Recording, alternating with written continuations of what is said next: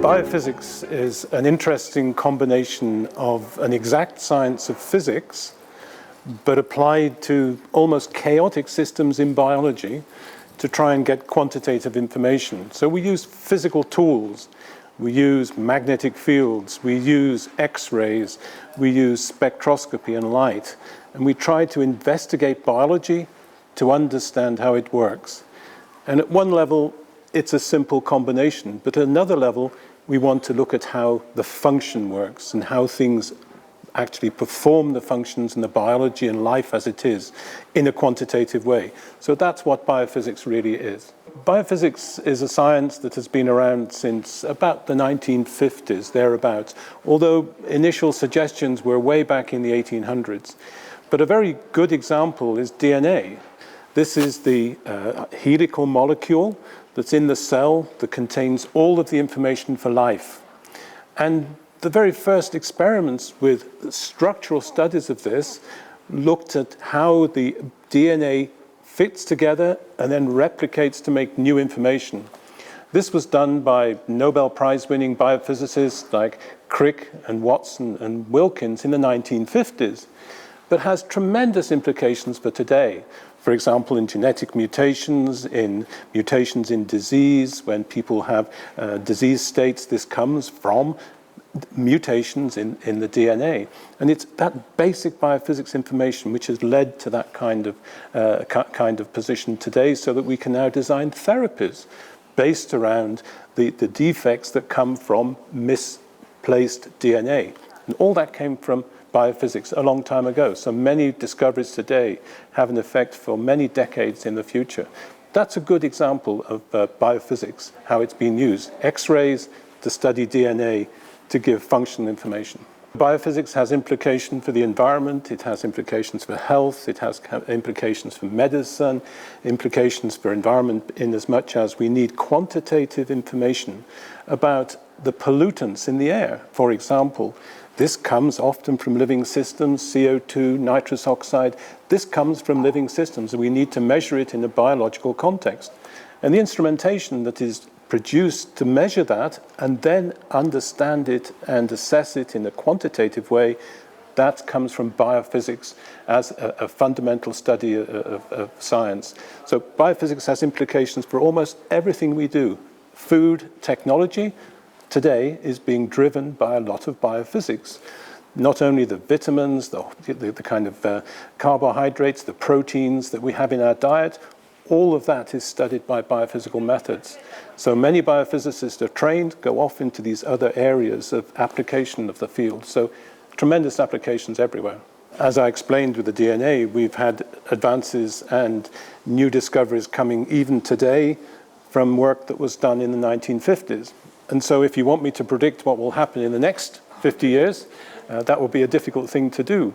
But you can imagine that a structure today of a brain receptor, for example, brain receptors are the biggest family of proteins in humans. We're still just learning about how these work and how these signal neural impulses to the brain to understand, for example, mental deficiency or mental disorders. And to treat those, we need a lot of help and information with that, not only with children, but as people get older. Alzheimer's is another perfect example. We still do not have a good therapy for Alzheimer's. But with an aging population, we need to understand how the changes in the brain cause the changes in memory. And we're only just understanding that directly from biophysical studies. And there are many people working on these amyloid proteins.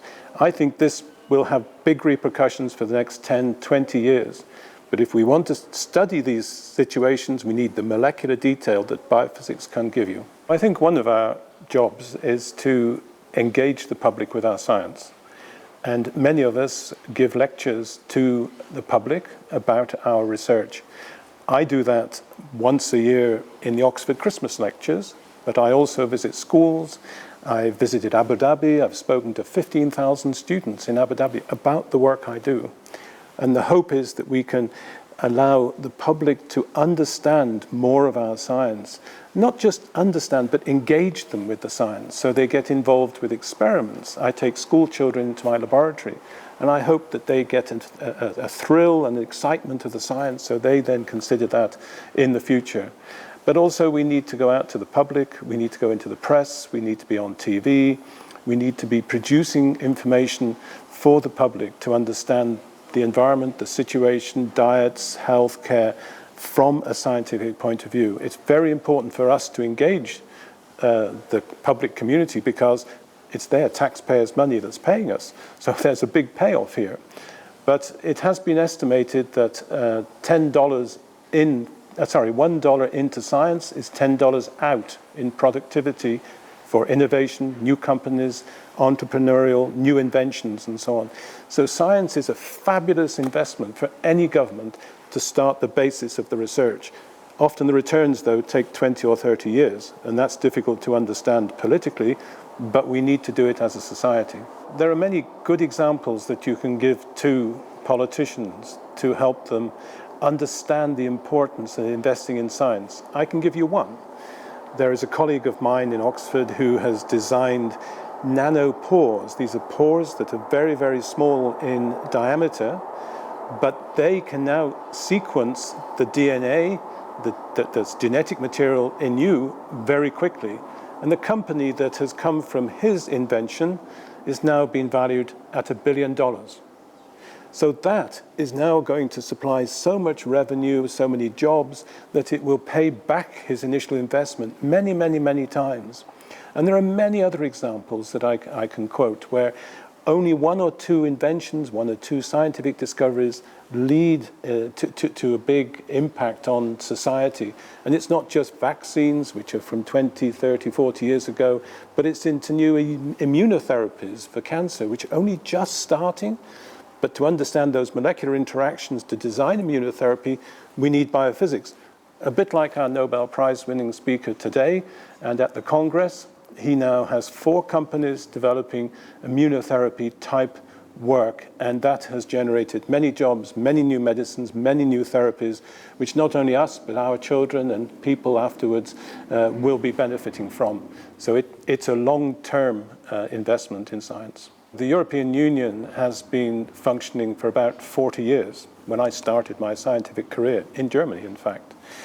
And over that time, the European Union has provided many networking opportunities, many coordinated grants, many chances for collaboration, such that Europe is now the most productive continent in the whole of the world for science. And it leads the US, it leads the Russians, it leads the Chinese and the Asian groups, very much so because of this networking and working together, which Europe is very good at.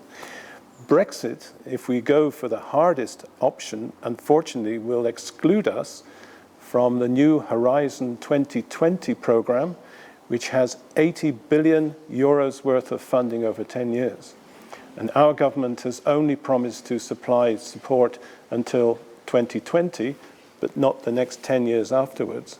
We will be excluded from that, and there are many repercussions for that. Young scientists don't want to come to England because they cannot apply for the grants. We don't make decisions about the programs, so we're excluded from that.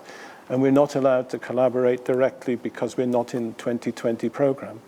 And the amount of investment in that science from Europe is phenomenal. It's bigger than anything anywhere in the world. We will be excluded. Even if we don't go for a hard Brexit, we will still be excluded because there's nothing in place to put that, to redress that balance. And our GDP spending will go down by £800 million a year in Britain, which is 10% of our total science funding because of Brexit. As we know at this time, we have 2 people who may be the new Prime Minister, and the one that is likely to go forward is Boris Johnson. His brother was the science minister, for example. I know him. And unfortunately, he is going to threaten to go for a hard Brexit solution. He has no idea what science is, unfortunately. He has no interest either, unfortunately. And our job is to interest politicians in science. But the government has made it quite clear this government will make no new investments in science until 2027. They will put no more money in at all. They will encourage other people to put money in, like charities, like companies, but they will not put more money in. Having said that, Britain is the second most productive scientific country in the world, next to the US. So for a much smaller amount of money, we're much more productive than many other countries. We will survive. We will continue to collaborate. Scientists will not let Brexit stop them. We will continue to work together with other people. We will find ways of doing it. So my prediction is Brexit will not affect scientists dramatically. We will find a way around it. But it would be nice to have the government behind us to collaborate.